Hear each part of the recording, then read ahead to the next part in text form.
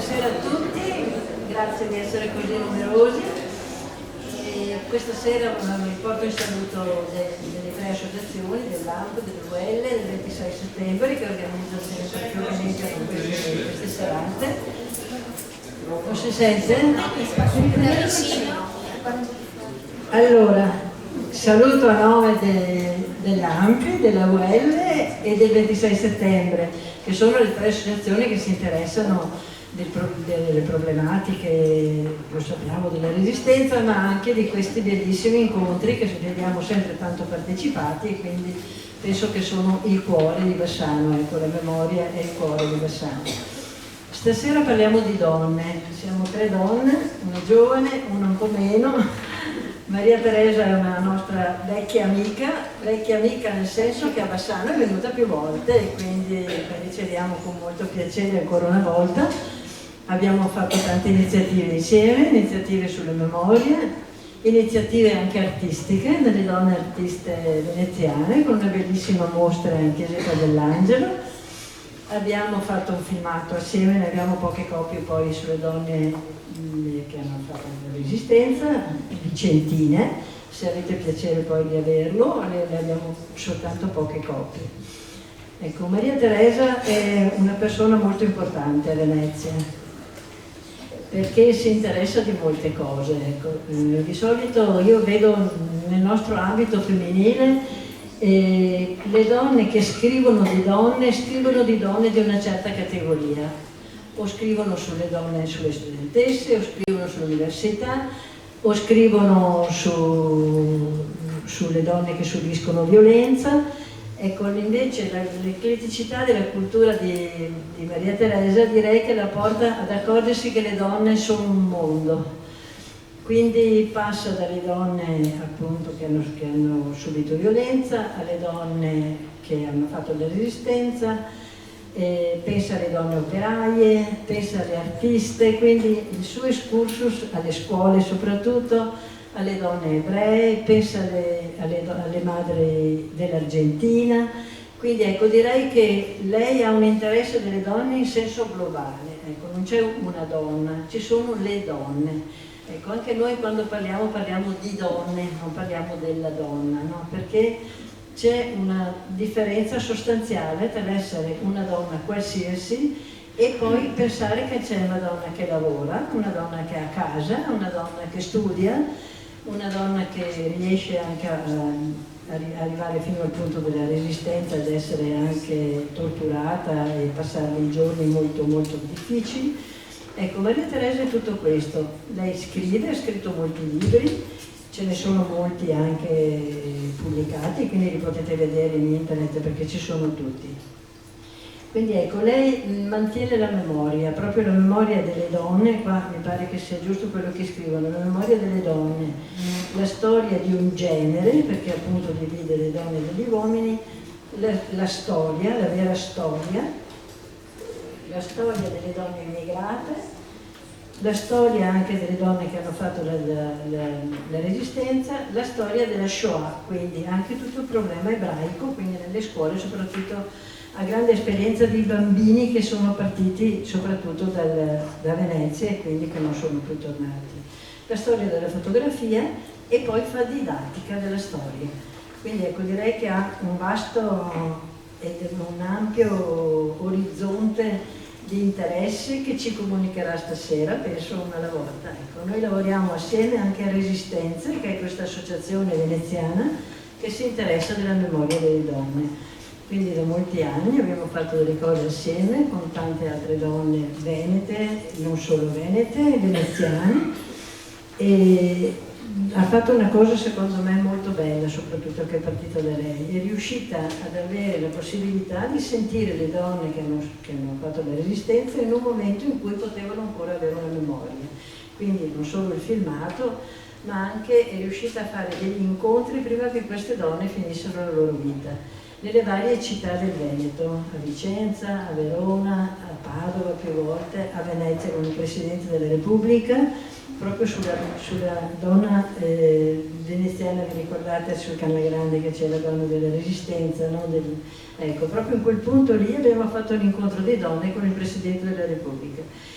ed è stata una cosa commovente e da ricordare. Queste donne si ritrovavano dopo essere state in carcere, dopo aver subito violenza, dopo aver vissuto delle ore incredibili tra loro. Quindi il rapporto di quel momento era un rapporto di grande felicità, perché ricordavano tempi bruttissimi ma si erano in fondo ritrovate. Ecco, questa è stata veramente un'esperienza grande che Maria Teresa ci ha permesso di fare, ecco, con le nostre donne. Grazie.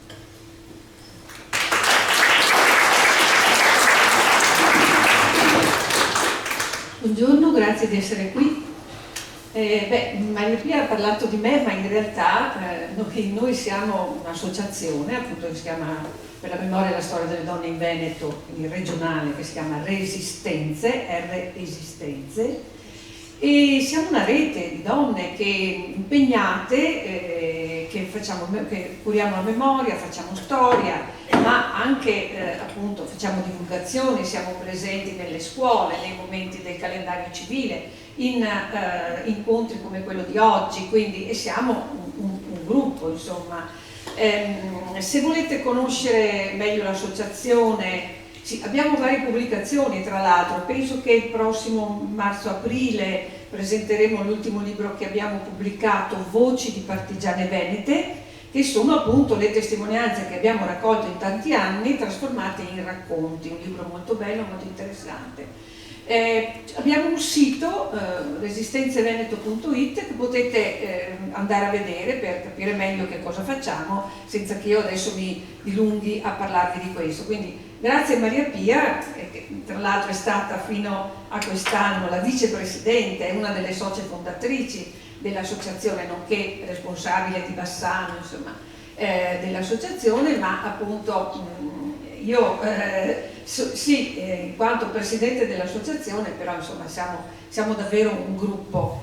Va bene, allora mi è stato chiesto oggi di parlare della appunto la lunga strada dei diritti conquistati dalle donne, un tema che è stato intitolato La libertà va conquistata, che tra l'altro è il titolo di un libro di testimonianza di una partigiana triestina emigrata in Francia, dove ha fatto la resistenza in Francia, è stata deportata. Dunque la libertà va conquistata, per dire che la libertà, le libertà, i diritti non ce li regala nessuno, ce li conquistiamo, vanno conquistati.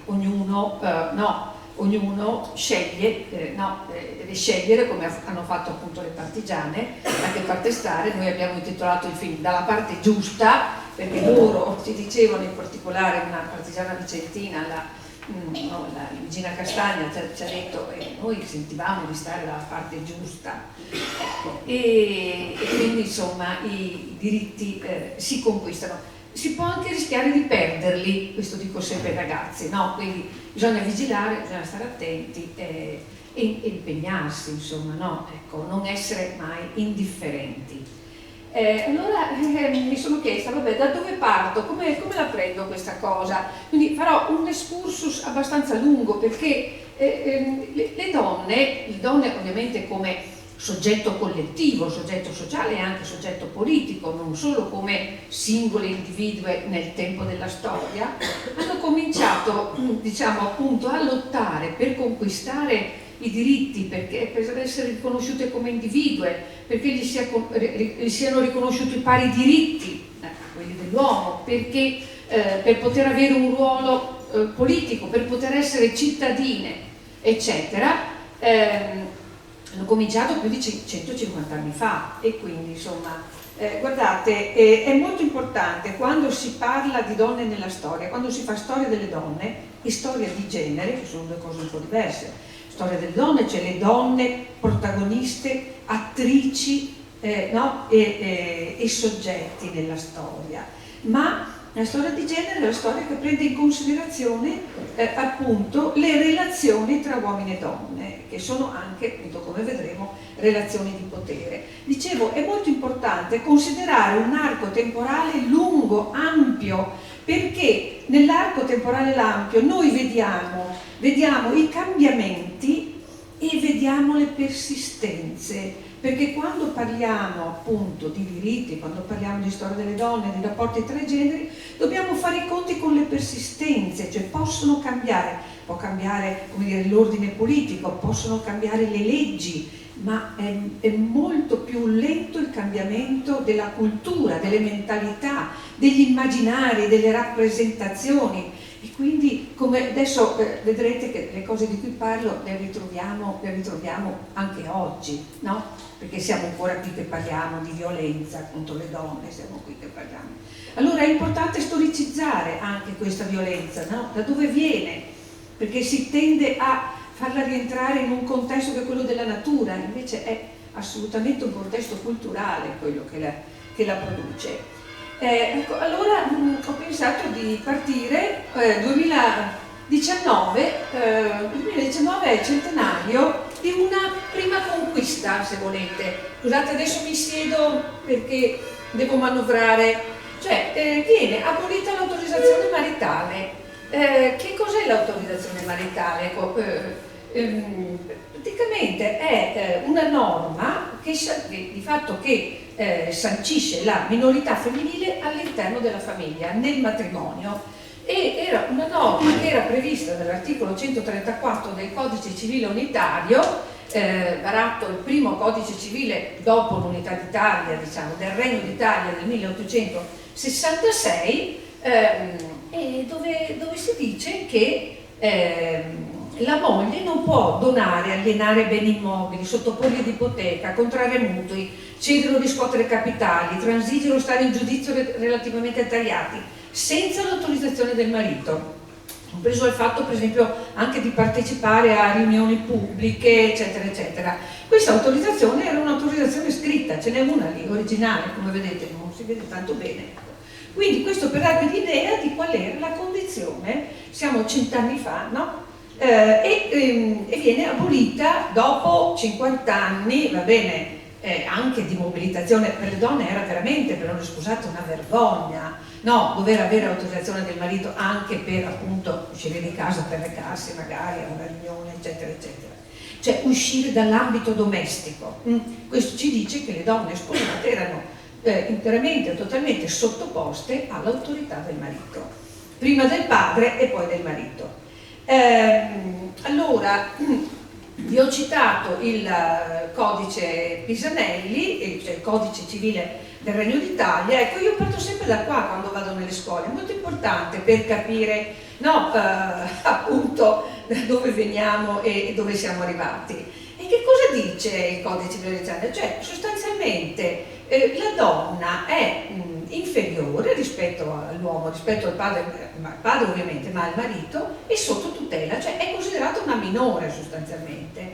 E si dice, guardate articolo 4, intanto è cittadino il figlio di padre cittadino, quindi la cittadinanza si eredita dal padre, ovviamente i figli non hanno diritto al nome della madre, ma i figli sono sostanzialmente del padre, infatti in caso di separazione eccetera, le madri perdono i figli, perdono la paternità che non hanno sui figli. Il marito è capo della famiglia e qui, vabbè, insomma lo sappiamo, quindi la moglie deve seguire la condizione del marito, è obbligata a accompagnarlo, eccetera. La moglie non può donare, alienare beni, eccetera, eccetera, contrarre mutui, quindi neanche sulle sue sostanze, diciamo, no?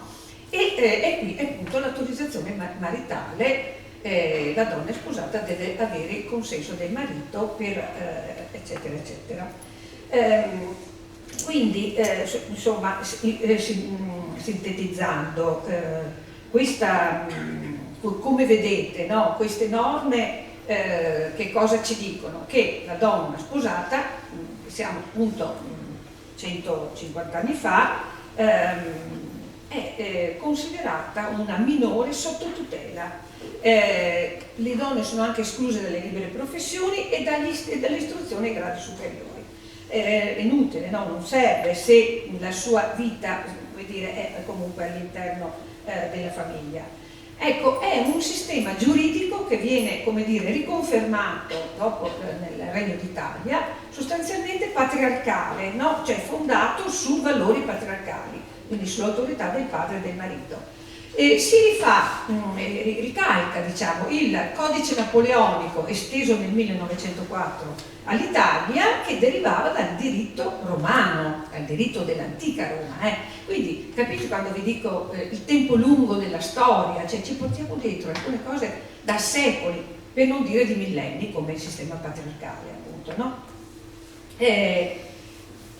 Dove è scritto appunto nel codice napoleonico: incapaci a contrarre sono i minori, gli interdetti, le donne maritate. E guardate che questo poi si dice anche a proposito del voto, insomma vabbè, ci arriviamo dopo a questo. Allora, sempre dal diritto romano deriva un altro istituto che è lo ius corrigendi, che forse è una cosa ancora più grave, guardate, ancora più per noi inaccettabile. È un diritto consuetudinario che deriva dal diritto romano, che attraversa tutto il Medioevo, l'età moderna, eccetera, e che entra nel codice penale del Regno d'Italia del 1889, e cioè è il potere correttivo che il patris famiglia ha sulla moglie e sui figli e anche sui domestici, per dire la verità, che prevede anche la correzione fisica. Questo fino a non molto tempo fa voleva anche nell'educazione, no, dei bambini, la famosa bacchetta. Credo che insomma in Gran Bretagna sia stato abolito da non molto la punizione corporale. Comunque provate un po' a pensare quale squilibrio crea questa cosa, questo diritto di ius corrigendi nei confronti della moglie, che viene abrogato in Italia nel 1956, quindi sono sempre periodi lunghi, no? 1956, siamo nel Novecento.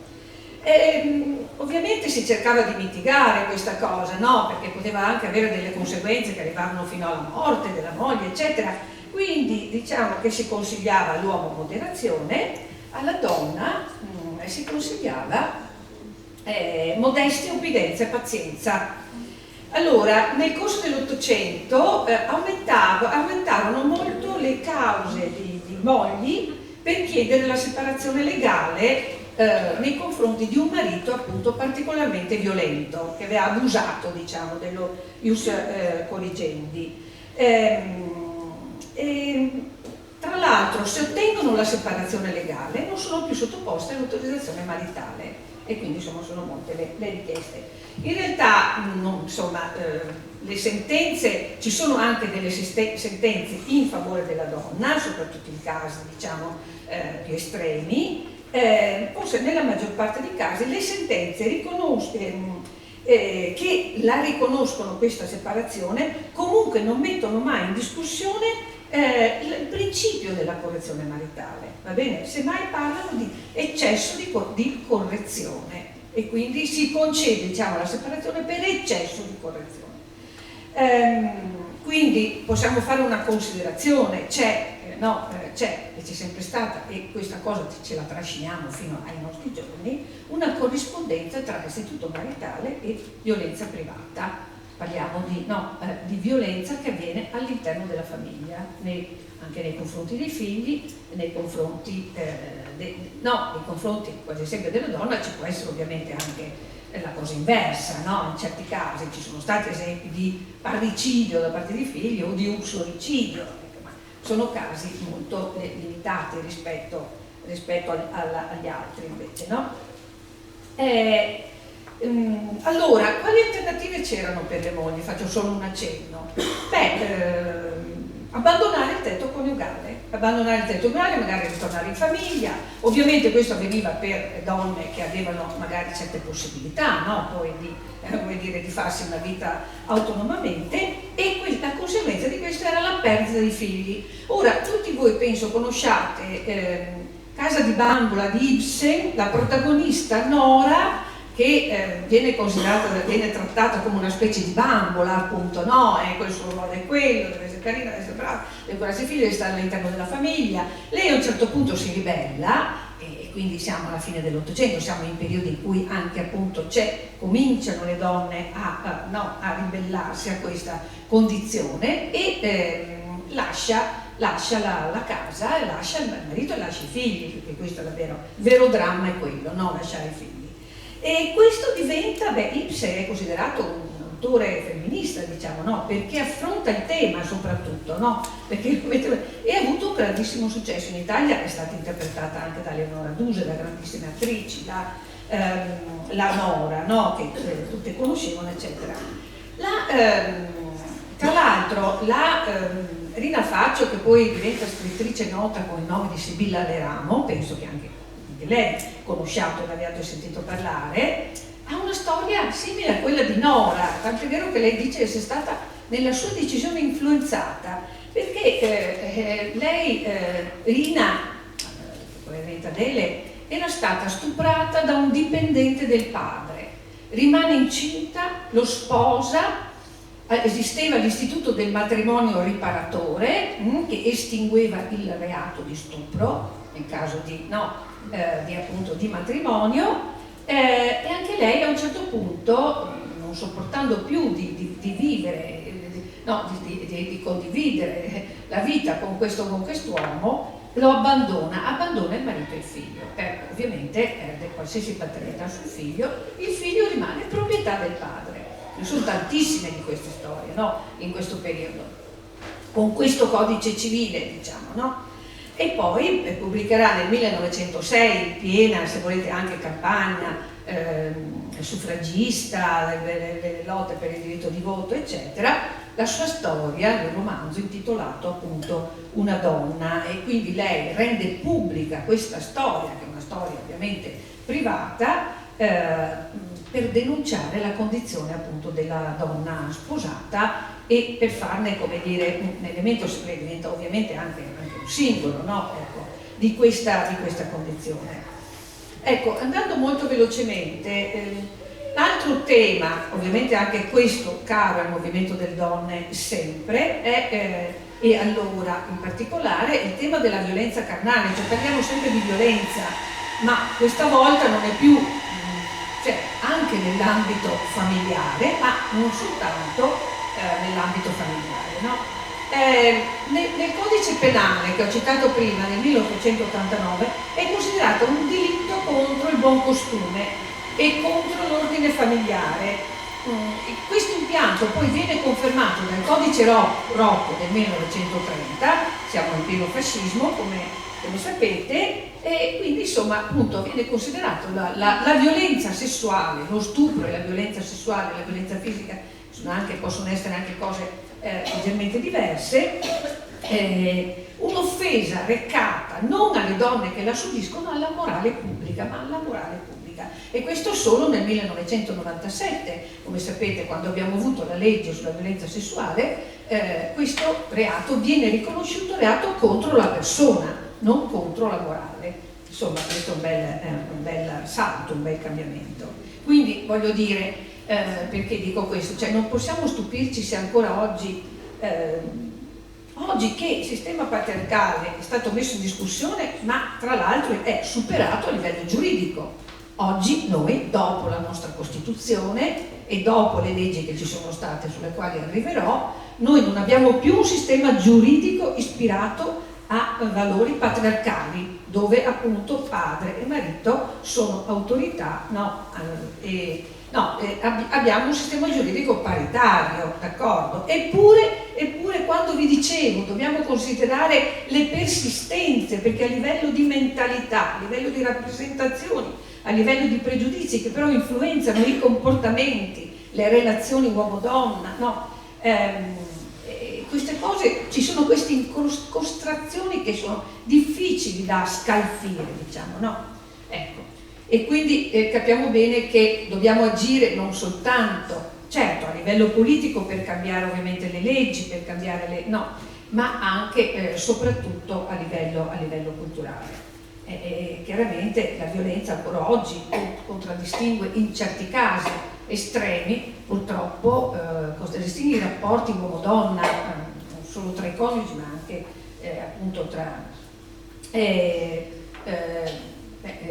citiamo il femminicidio, no? Cioè, quindi uomini che arrivano alla violenza fisica fino all'uccisione e che si autogiustificano o si autoassolvono incolpando sempre la moglie e la compagna. Cioè, se l'è voluta è colpa sua, questo ce lo dicono chi lavora proprio con gli uomini maltrattanti e anche con omicidi che sono in carcere, con i quali si cerca anche di fare un lavoro ovviamente molto difficile, che riconoscano e molto difficile il pentimento, molto difficile che si riconoscano colpevoli. Qualcuno sì ce la fa, per fortuna, Ecco, e quindi insomma capite che le mentalità, ma soprattutto come si strutturano le identità, maschili e femminili, sono molto difficili poi da scalfire, insomma. E anche certa stampa, lo sappiamo bene, no? Come racconta il successo di recente, che è quella qua in Veneto, mi sembra che sia stato, no? Che è stato definito questo che ha ucciso la ragazza, è stato definito gigante buono perché sembra che sia sempre un impulso incontrollato che porta, e invece no, lo sappiamo, i psicologi, i psicanalisti dicono no, non è un impulso controllato, è un gesto spesso premeditato, è un gesto che sta all'interno di una forma mentis e di una cultura, appunto, che ha origini anche lunghe e ampie. E va bene, nel millenario sistema patriarcale è questo che ci portiamo ancora dietro, no? I rapporti tra i sessi sono rapporti di potere in cui la donna ha una posizione di inferiorità e di subordinazione. La differenza biologica viene tradotta in termini di diseguaglianza inferiorizzante, d'accordo? Non solo come differenza, no, ma come differenza inferiorizzante, cioè che stabilisce un rapporto di inferiorità e superiorità che sostanzialmente si incarna in un rapporto di potere.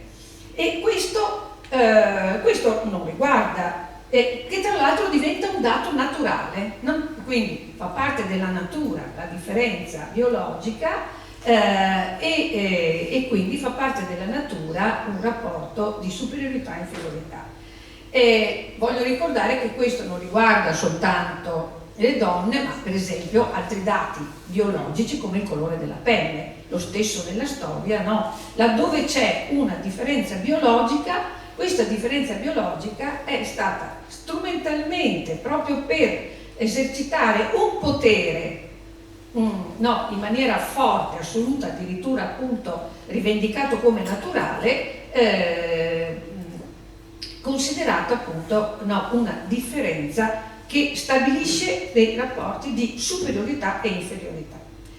Ecco, infatti qui parliamo di un tempo così lungo da apparire naturale, perché fino a dove sprofondiamo nella storia per ritrovare le origini della società patriarcale, no? Ecco, è molto difficile, sprofondiamo oltre, forse no, forse la storia, però è molto importante storicizzare invece, perché quello che è storicizzabile sta nel tempo e quindi è passibile di cambiamento.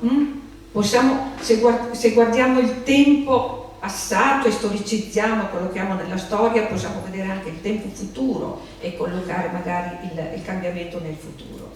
Aspetta, vado veloce qui.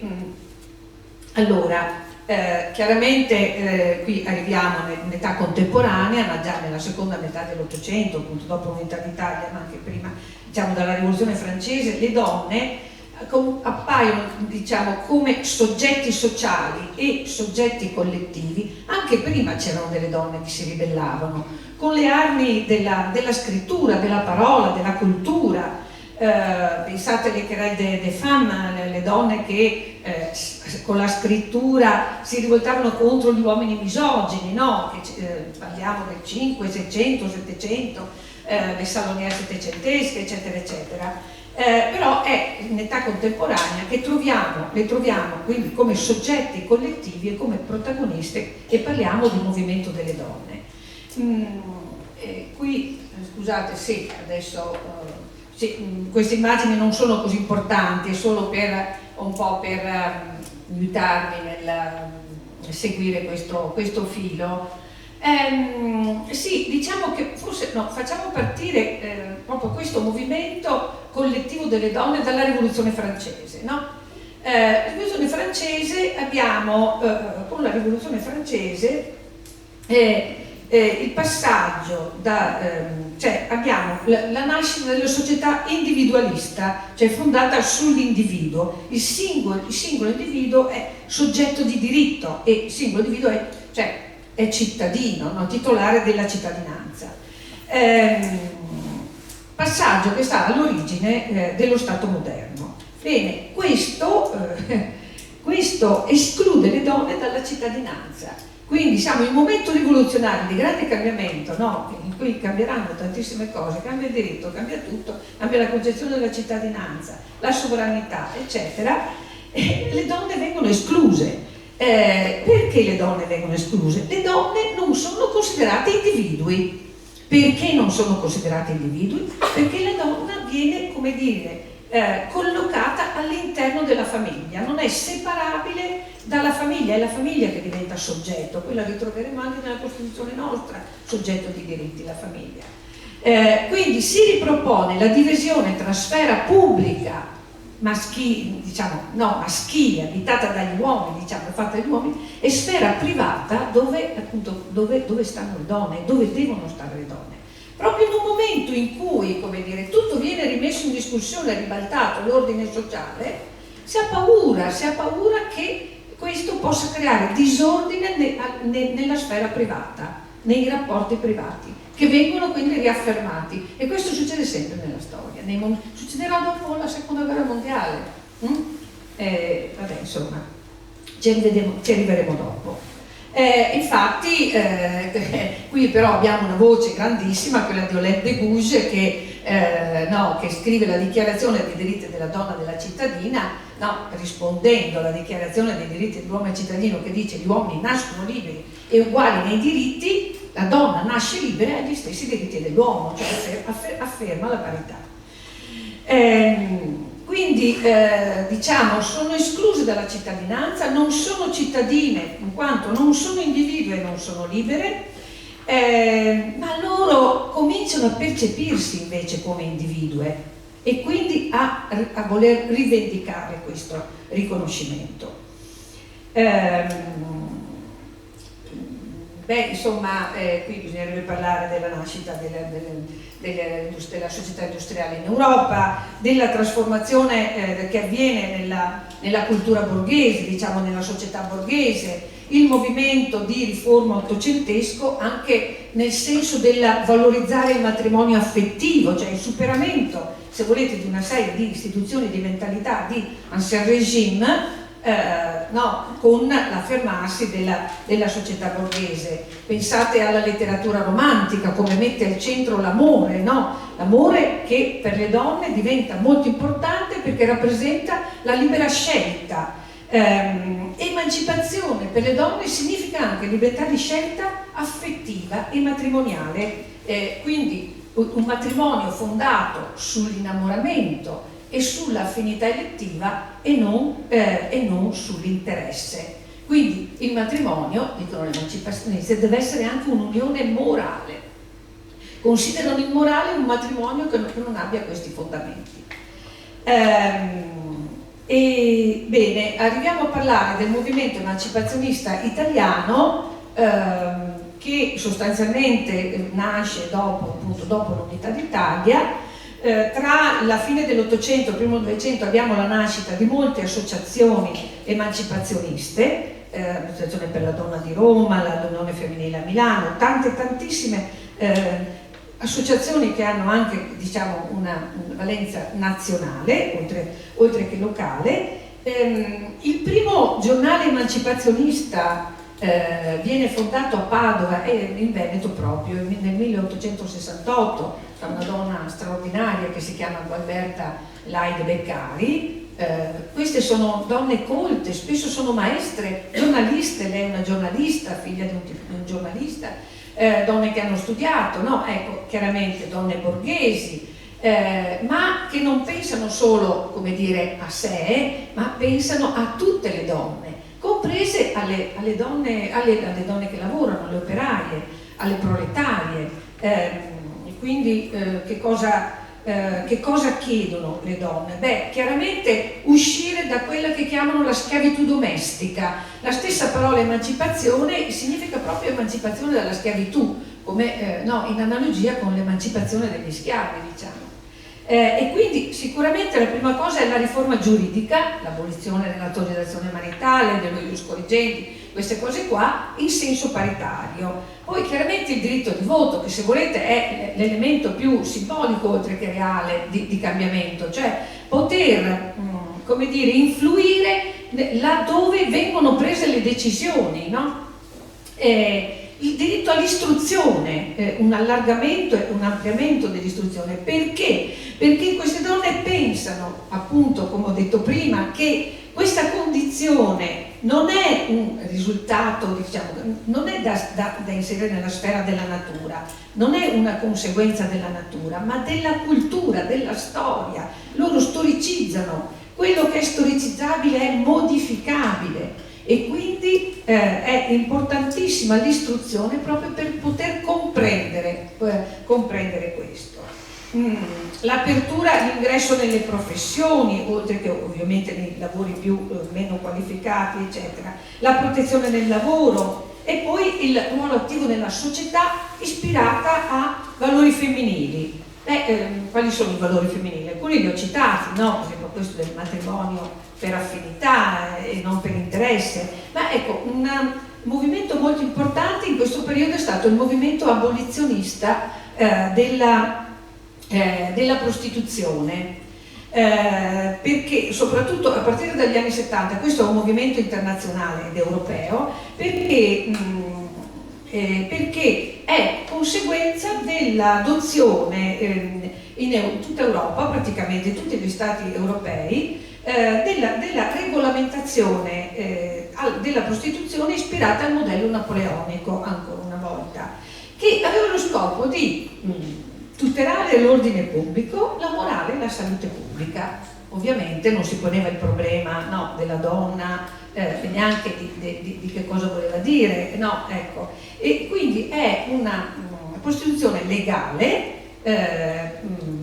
Sapete che poi appunto anche in Italia con le case chiuse, tra l'altro, lo Stato lucrava su questo perché si pagavano le tasse, eccetera.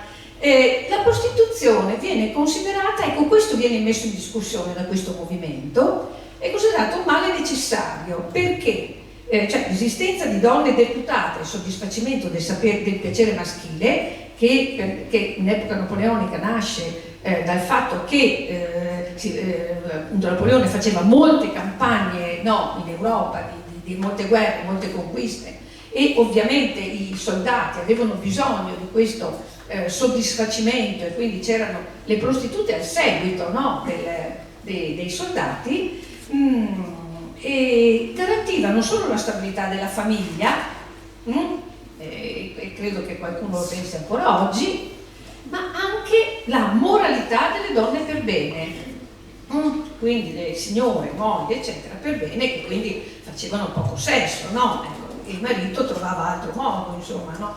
Ecco, quindi capite che c'è un'idea della natura maschile e della sessualità maschile non modificabile, e questo movimento mette in discussione, ovviamente anche tutto il discorso, no, sulla condizione di queste donne. C'è anche un discorso di classe, perché chiaramente queste sono donne che si trovano costrette in un certo senso, non è certamente una libera scelta, no? Quella o non era almeno, di fare le prostitute. Spesso erano donne che avevano subito violenza, le servette erano sempre, no, si poteva dire violentate. Ho trovato anch'io tantissime testimonianze di servette che rimanevano incinte e spesso si suicidavano, oppure guardate, una ragazza madre in quest'epoca non aveva nessuna tutela e appunto o finiva nel bordello mettendo un bambino in un istituto ma per poterlo mantenere, oppure non so, insomma, no, finiva nella strada, ecco. Quindi spesso erano operaie che venivano molestate, violentate, eccetera. E questo ci tornerò dopo sul discorso della condizione delle lavoratrici, cioè sull'industrializzazione dell'Ottocento, che impiega tantissima manodopera femminile e minorile, con problemi e conseguenze che vi potete immaginare, questa promiscuità, no? Ovviamente non era neanche ben visto il fatto che appunto la donna uscisse di casa e come dire, andasse a lavorare in un ambiente promiscuo con gli uomini, appunto a rischio anche di molestie, di violenze, di seduzione, eccetera, eccetera. Quindi si pensava che la casa fosse, come dire, il luogo dove la donna poteva essere protetta, no, da tutto questo. Quindi anche l'uscire di casa in quell'epoca non era una cosa tanto ben vista per le brave ragazze, diciamo. E quindi figuratevi, insomma, per le donne e per le ragazze giovanissime che andavano magari a lavorare negli opifici, nelle fabbriche, eccetera. Quindi come vedete sono tanti, no? Tanti temi che vengono portati avanti, intorno ai quali si quadrano dei movimenti anche importanti. Ma direi che, ecco qui, vabbè, c'è una sintesi del movimento emancipazionista in Italia, una serie di dati importanti, la nascita di associazioni, 1903 Consiglio Nazionale delle Donne Italiane, le associazioni suffragiste. Poi nel 1906 viene fondato il Comitato Nazionale per il Suffragio Universale, nel 1908, data molto importante perché si tiene a Roma il primo congresso nazionale delle donne italiane, che discutono di tutti questi temi che vi ho elencato adesso. Lì si vede proprio l'ingresso del congresso.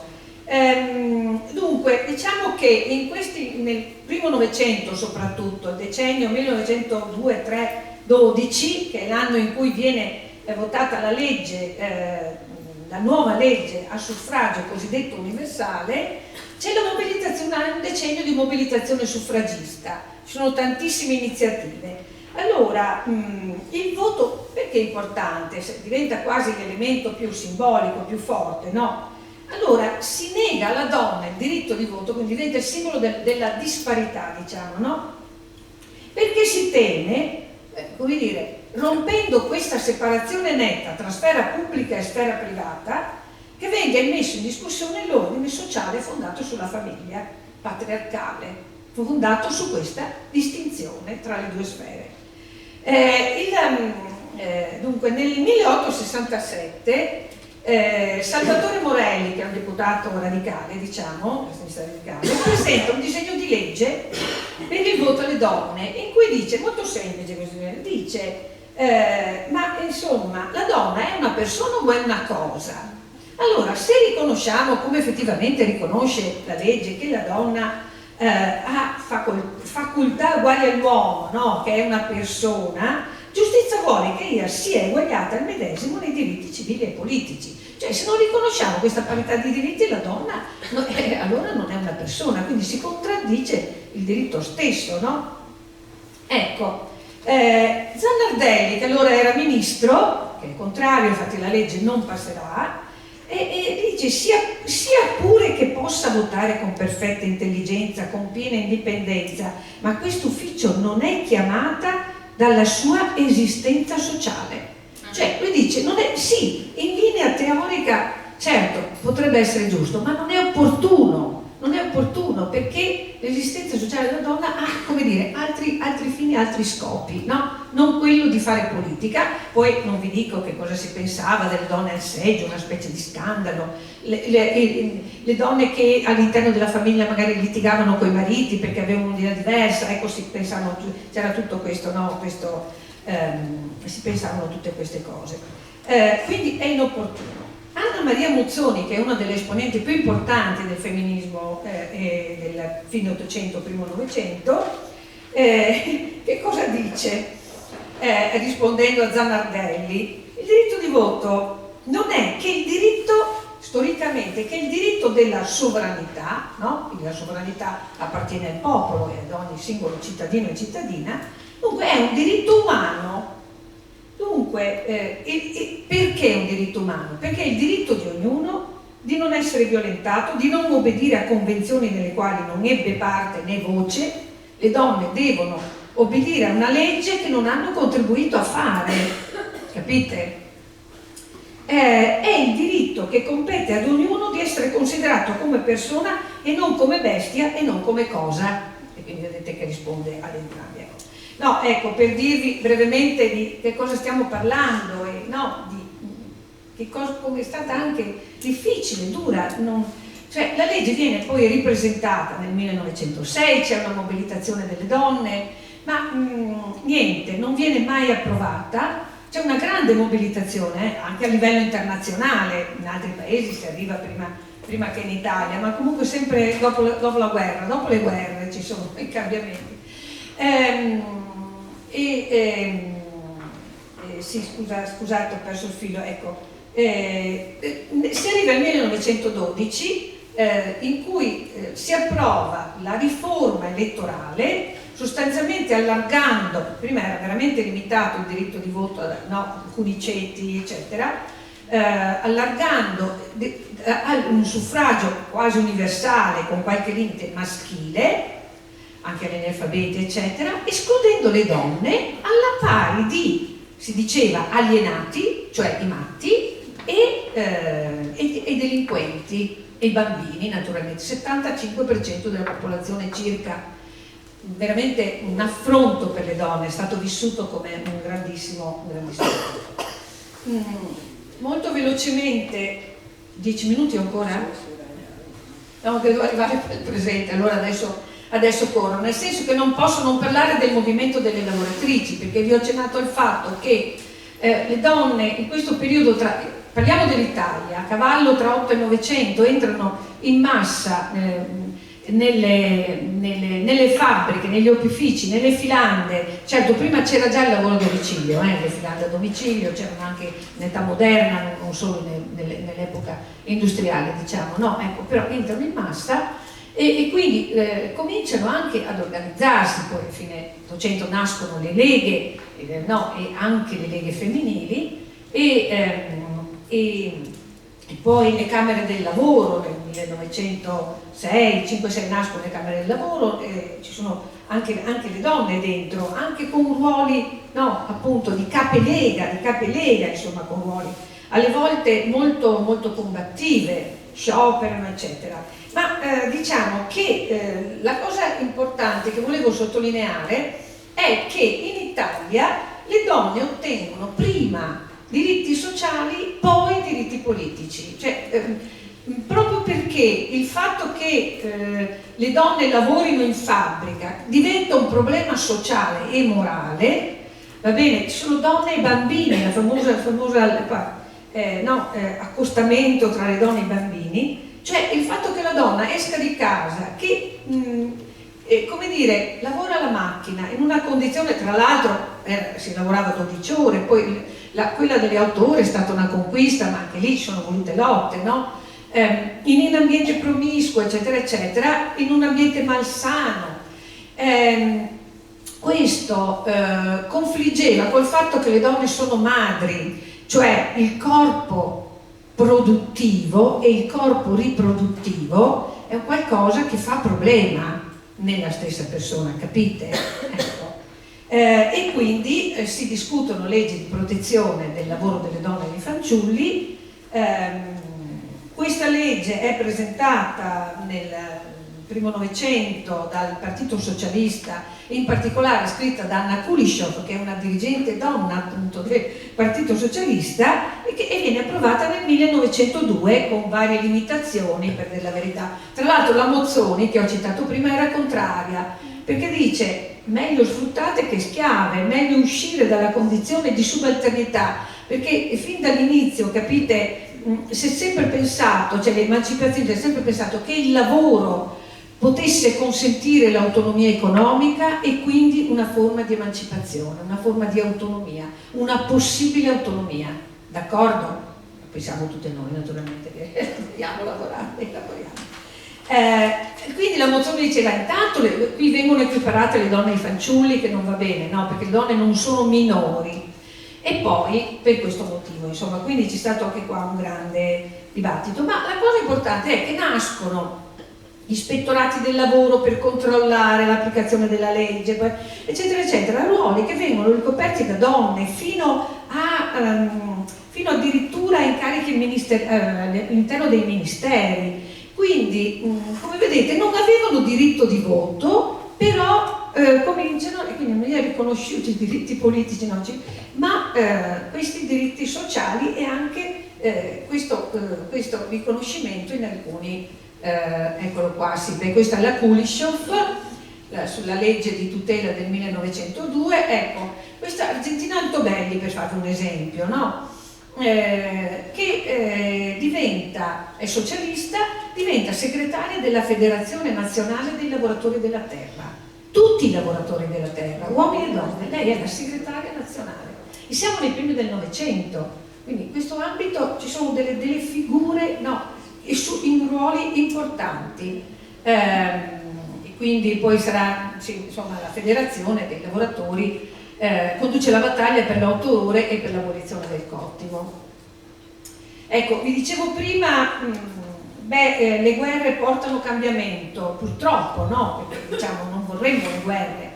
E però cosa succede? Che le donne durante la Prima Guerra Mondiale sostituiscono gli uomini nella produzione. Non solo, ma sono fondamentali nel fronte interno. A parte le croce rossine, pensate, no, è la prima volta che hanno proprio questo ruolo all'interno dell'esercito, no? Importantissimo, eccetera, ma fronte interno, perché se le donne sono contrarie alla guerra e non danno una mano e non si danno da fare, eccetera, si perde la guerra, capite? Quindi il fronte interno è importantissimo, altrettanto del fronte, diciamo, no?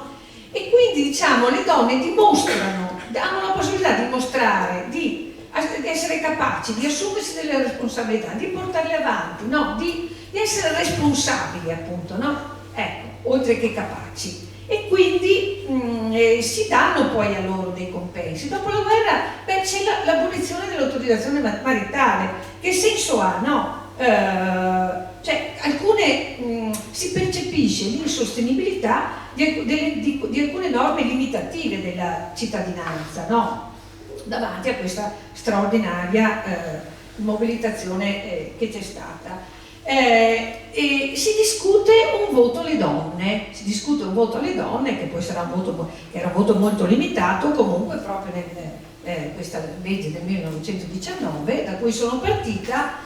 In realtà poi l'ascesa del fascismo che cosa porta? Che sostanzialmente vengono addirittura abolite, no, le elezioni e sostanzialmente tutto cade, diciamo, no? Mussolini stesso aveva promesso il voto alle donne in un comizio, tra l'altro.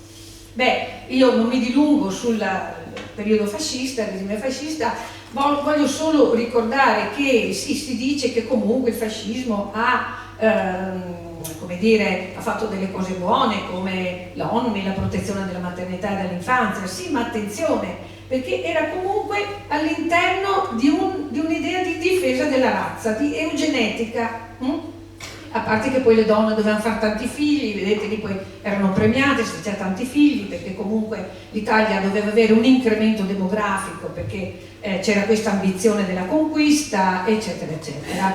Bene, il codice penale del 1930, noto come codice Rocco, l'ho già citato, e comunque appunto sintetizzo quello che dice: condanna l'adulterio femminile, non l'adulterio maschile, non punisce il delitto d'onore, ammette il matrimonio riparatore. Queste saranno appunto cose che ci ritroviamo fino al 1981, va bene, abolite nel 1981.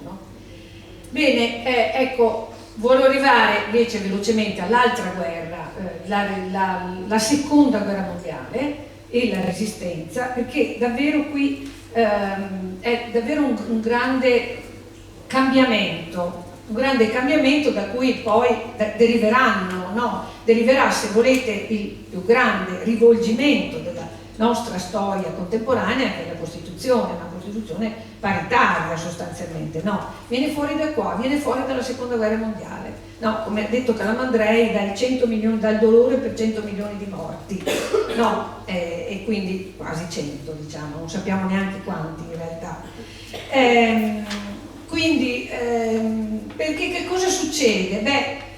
Sapete che cosa succede, che cosa vuol dire una guerra? Vuol dire comunque che la seconda guerra mondiale è una guerra totale, che vuol dire che non c'è distinzione tra fronte interno e fronte esterno, e che la popolazione civile tutta è vittima della guerra, addirittura muoiono più civili di militari, come nelle guerre contemporanee, sono sotto i nostri occhi in tutti i telegiornali, non sempre, ma insomma alle volte ce le dimentichiamo, e quindi non solo, ma la popolazione civile ha anche un ruolo attivo e in quella che viene stata definita la resistenza civile. Qui parliamo soprattutto del periodo dopo l'8 settembre del 43.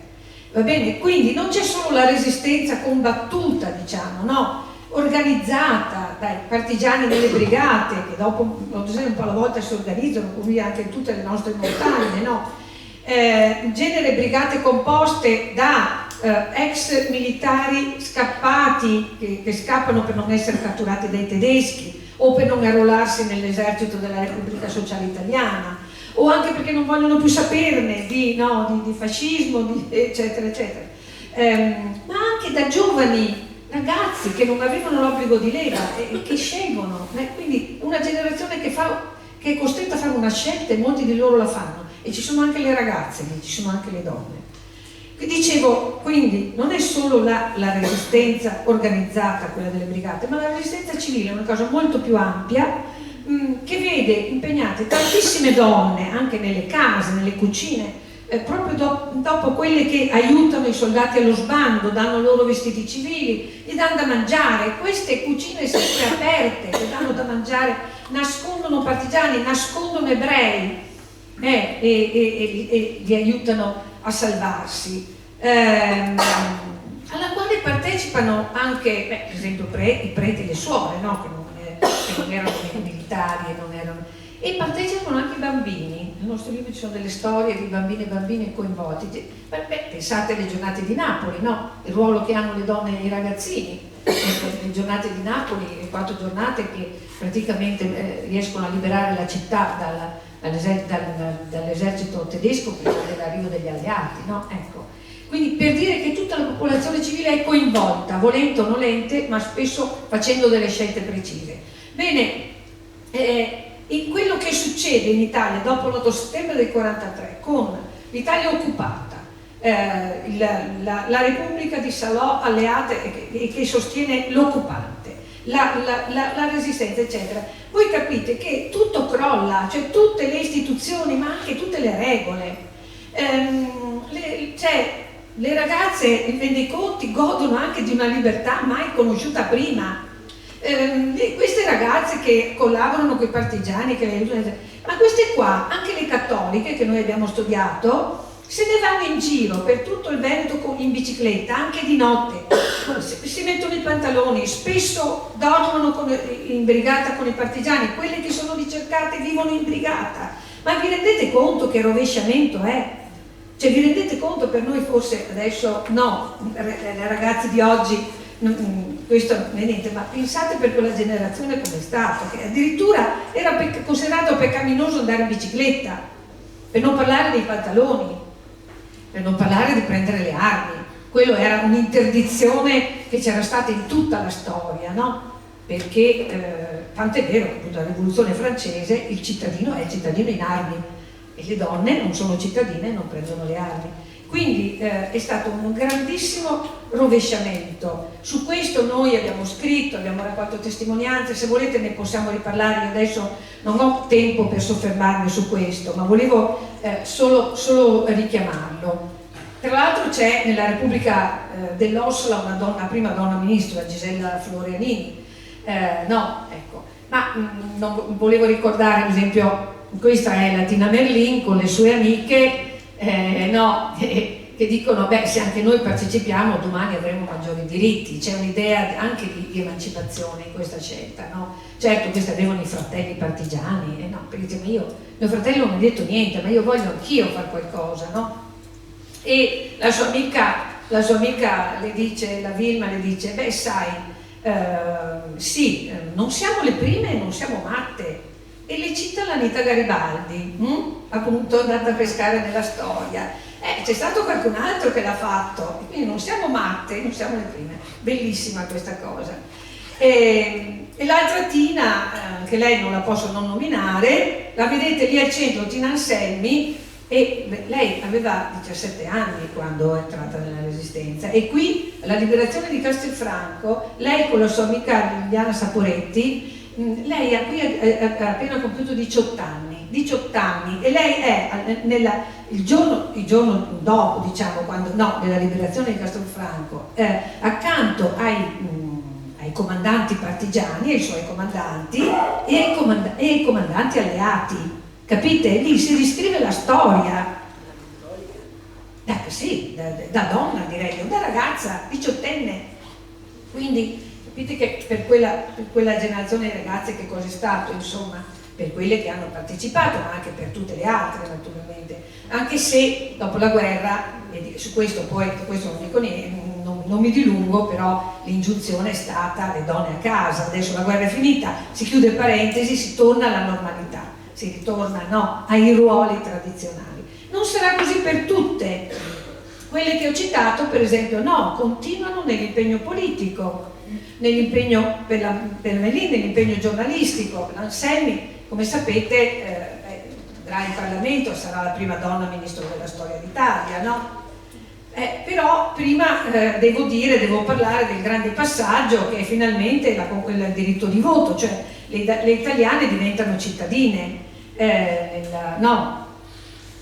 con l'estensione del diritto di voto attivo e passivo nel 45 e poi si vota nel 46. Si vota sia per il referendum, democrazia, repubblica, monarchia, sia per eleggere i deputati e le deputate alla Costituente. L'Assemblea Costituente, guardate anche lì, cioè la prima volta, guardate quest'aula, no? Solenne, sempre abitata solo da uomini, che improvvisamente ci sono queste 21 donne che si notano però, e la Cingolani, che in realtà faceva parte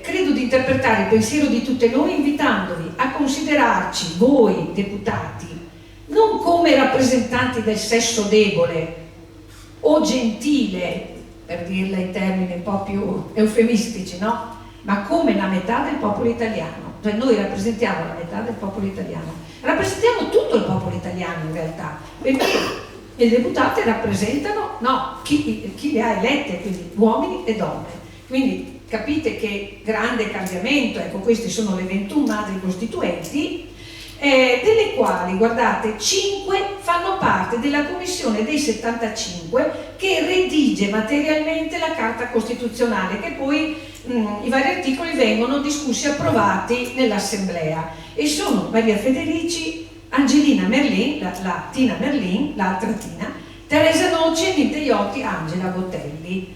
Ecco, bene, che cosa dobbiamo a queste donne? Guardate, hanno lasciato una traccia significativa, perché succede una cosa alla Costituente, che le donne di tutti i partiti, sono soprattutto comuniste e democristiane, qualche socialista e una dell'uomo qualunque, del partito dell'uomo qualunque, nessuna azionista.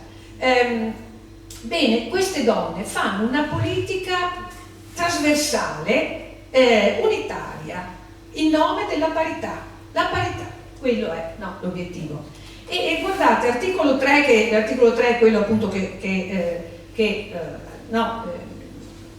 dice che appunto tutti sono uguali, hanno dignità sociale davanti alla legge, e poi elenca le differenze senza distinzione di sesso, di razza, di lingua, di religione, di preferenza, eccetera, eccetera. Quindi afferma l'uguaglianza delle differenze, che è un concetto fondamentale, giuridico fondamentale. Questo senza distinzione di sesso l'ha voluto la Merlin, l'ha voluto la Tina Merlin, perché ha detto, aspetta, è meglio scriverlo, è meglio dirlo.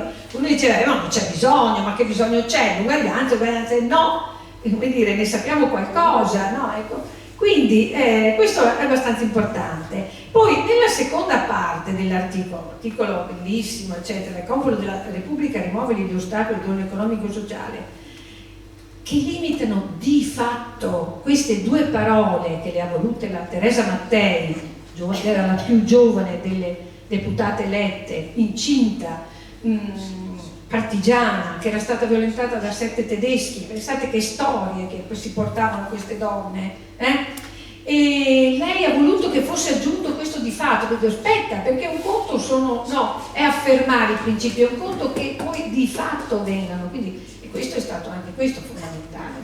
Ecco, poi ovviamente l'attuazione della parità è un lungo cammino, che avviene con una continua mobilitazione con l'organizzazione delle donne che hanno le loro organizzazioni di massa, l'UDI, il CIF, eccetera, eccetera.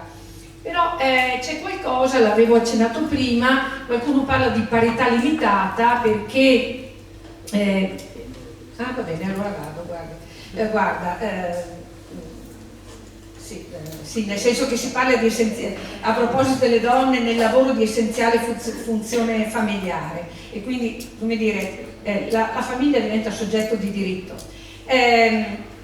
Dopodiché ci sono le leggi attuative, ecco, non posso non nominare la legge dell'abolizione della regolamentazione della prostituzione, la cosiddetta legge Merlin. Ci sono voluti 10 anni per arrivare all'approvazione, che prima ho citato il movimento abolizionista e ci arriviamo nel 1958 in Italia, e la Merlin la vuole perché c'era stato nel 1948 un invito da parte dell'ONU perché delle Nazioni Unite perché appunto si arrivasse ad abolire qualsiasi forma di schiavitù, e lei questa diventa la sua battaglia personale. Adesso non vi sto a raccontare come, eccetera.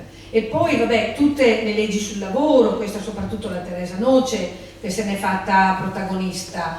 E poi nel 1963, a parte vietato il licenziamento per matrimonio, ma una cosa importantissima, l'ammissione delle donne alla magistratura, perché è vero che la Costituzione dice che le donne hanno diritto ad entrare in tutti i luoghi,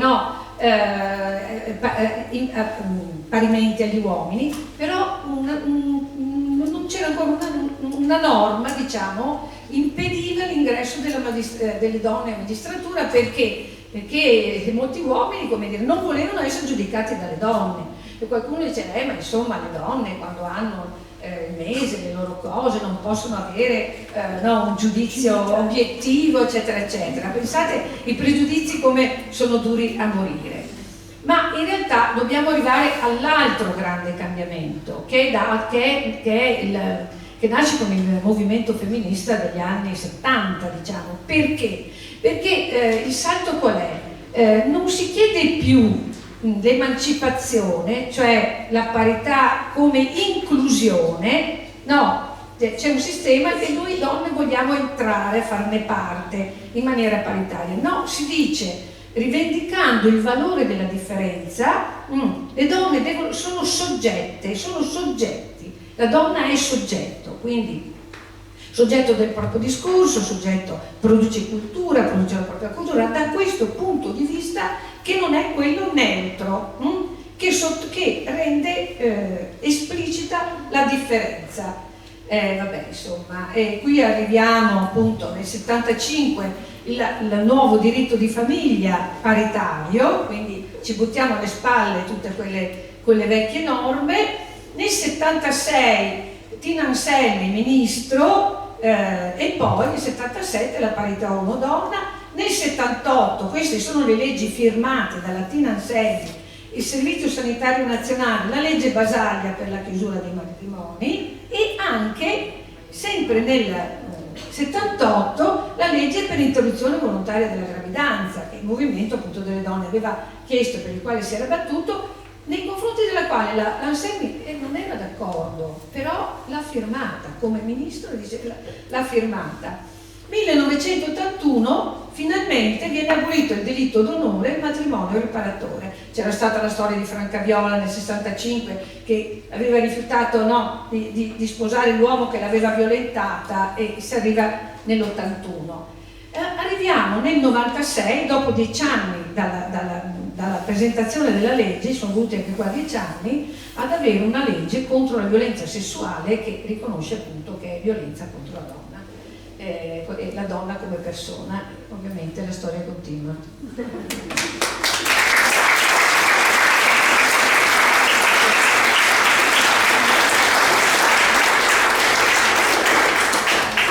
Stasera doveva essere con noi Fabiola della CGIL, purtroppo ha avuto un ricovero ospedaliero, quindi non è qui.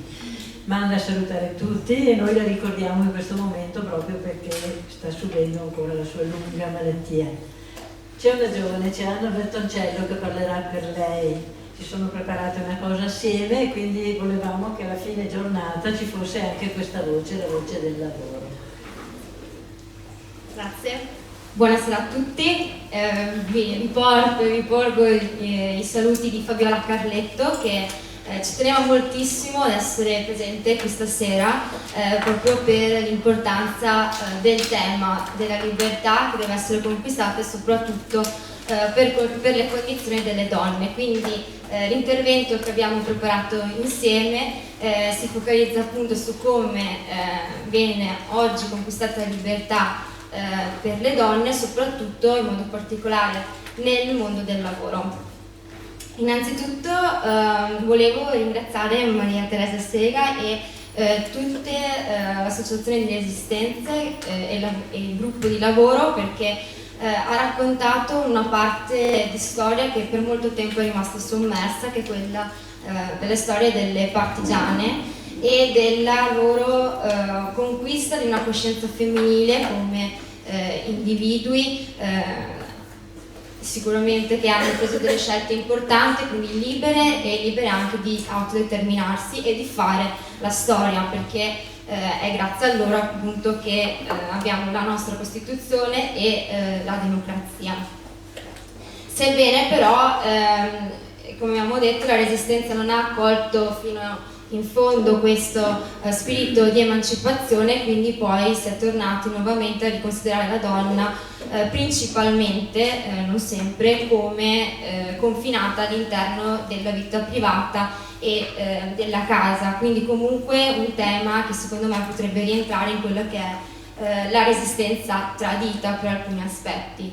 E infatti mi ha molto colpito e ha colpito anche, abbiamo parlato con Fabiola, che la frase di una donna, Odilla Rossi, che ha affermato: è stato un periodo di consapevolezza e di coscienza che però non ha avuto seguito, la liberazione si è fermata sulla porta di casa. Quindi questo secondo me è stato anche un passaggio di testimone per tutte le altre donne, di tutti gli altri movimenti fino ad oggi, e che comunque rimane attuale per portare la resistenza delle donne in tutti i luoghi, anche nel luogo di lavoro. Ed infatti non a caso come sindacato, come CGIL, le parole d'ordine che ci guidano nel monitoraggio della situazione del mondo del lavoro e soprattutto della condizione delle donne sono libertà e autodeterminazione. Quindi per questi aspetti ci sentiamo molto affini a quelle che erano le partigiane e comunque tutte le donne che si sono impegnate per la libertà. Sempre all'interno della CGIL è stata creata la prima piattaforma di genere per il mondo del lavoro, che si chiama Tutte Insieme Vogliamo Tutto, proprio perché purtroppo quella parità, che poi è stata molte volte oggetto anche di leggi, non si è mai attuata del tutto, e i dati anche dell'ultimo trimestre del 2019 lo dimostrano. Ed infatti l'occupazione femminile è inferiore a quella maschile e anche di punti percentuali molto alti. Infatti contro il 77% dei lavoratori uomini vi sono il 57% di lavoratrici donne, quindi un 20% di differenza tra uomini e donne, che poi lo stesso dato si riflette sulla disoccupazione. Quindi per una disoccupazione del 7,1 femminile vi è il 3,9 della disoccupazione maschile.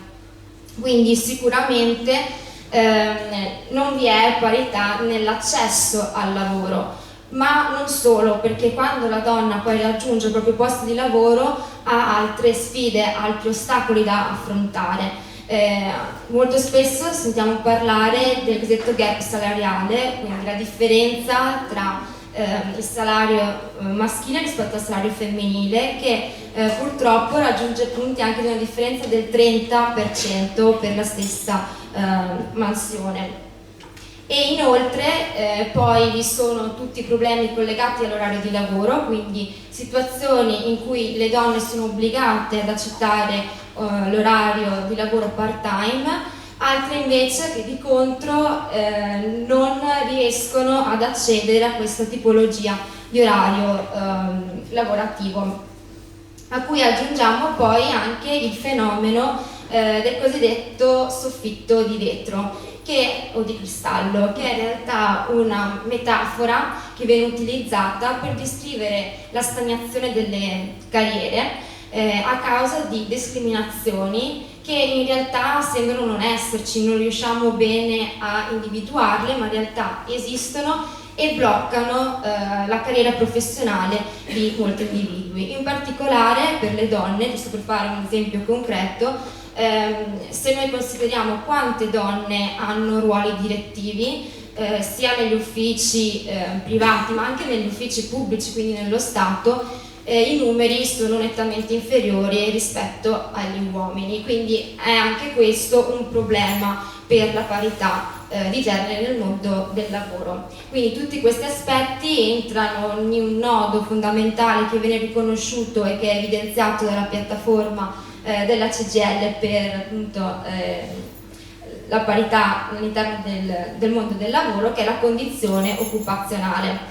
Quindi quali sono le proposte fatte dal sindacato? Sicuramente a livello contrattuale ricordare che vi sono delle importanti caratteristiche nella vita di una donna, che sono la maternità e anche l'assistenza e la cura. Quindi a livello contrattuale ciò si traduce nella richiesta di maggiore flessibilità negli orari di lavoro, ovviamente flessibilità che non va solo a favore del datore di lavoro ma anche delle lavoratrici e anche dei lavoratori, perché anche gli uomini sono chiamati spesso ad assistere, a prendersi cura di familiari o di altre persone. E sicuramente creare una rete di servizi che dia sostegno alle donne e ai lavoratori in generale, in particolare alle donne, perché si è constatato come nell'ultimo periodo vi sono molte donne che sono poste davanti alla difficile scelta di decidere se lavorare o invece rimanere in famiglia e dare una mano all'interno della famiglia, proprio perché a causa della crisi economica e dei tagli ai finanziamenti, soprattutto sul sociale, non si crea quella rete di supporto alle donne, e questo sicuramente è un passo indietro per le libertà conquistate dalle donne. Diciamo molto brevemente riprenderei il tema importante della violenza sulle donne sul posto di lavoro, però premettendo che molto spesso molestie e violenza non sono solo delle donne, ma vedono come vittime anche gli uomini, sebbene in misura molto minore. Come dare risposta? Allora, sicuramente per dare una risposta profonda e maggiormente efficace, come ha detto anche precedentemente Maria Teresa Sega, è necessario la cultura, quindi puntare sulla cultura da partire dai ragazzi, quindi dalle scuole, in modo tale da creare la cultura del rispetto, in particolare in questo caso il rispetto delle donne. Si sono create reti poi anche nel territorio, ok? E quindi attraverso i centri antiviolenza l'unica cosa che a chiusura proprio è che è necessario combattere per questi diritti. Il sindacato c'è, combatte per non solo conquistare diritti nuovi, ma anche per difendere quelli che ad oggi, questi conquistati, come appunto è il titolo, e quindi spera che tutti, uomini, donne, ragazzi e ragazze, possano battersi al fine di riconquistare e di difendere questi diritti, soprattutto nella società dell'odio che sta venendo avanti. Quindi questo è il messaggio. Ringrazio tutti quanti in questa partecipazione e anche soprattutto vi ringrazio per aver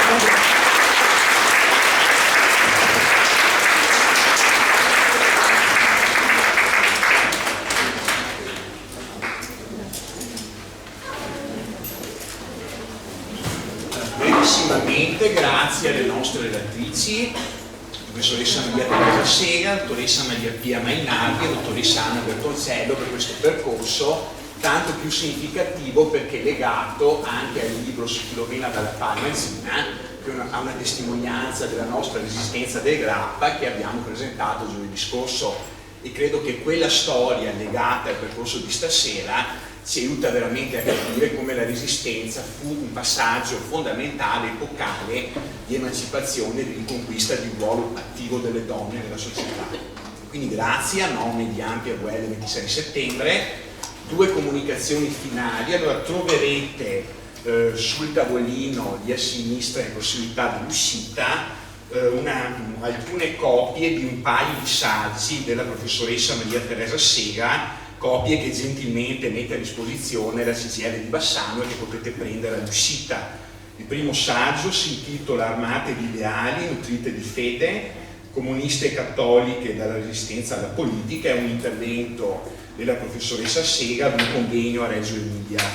E poi l'ulteriore saggio che trovate nel fascicolo, La resistenza delle donne, memoria e racconto in memoria resistente 2005. Ecco, ci